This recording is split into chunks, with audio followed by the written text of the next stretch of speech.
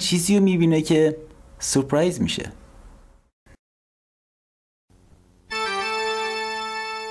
انگشت رو بالا میبره تا به پیرمرد اون نشون معروف رو بده. داداشه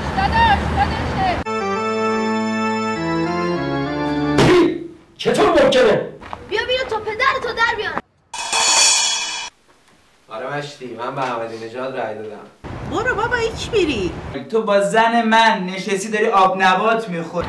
برو بابا آخه بیتون چیه؟ ولی ما خریم نمیفهم چه گوی داری میخوری.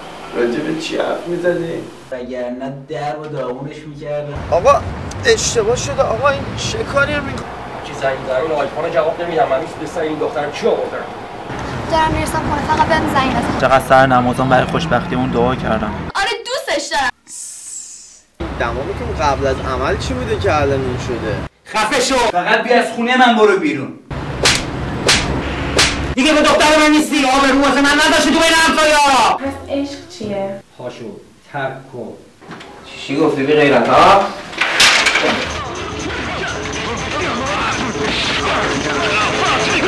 عزیزم تو خیلی قشنگ حرف میزنی.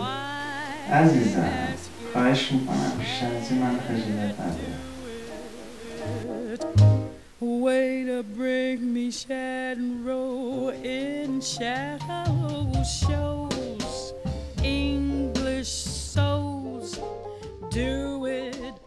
Goldfish in the pride.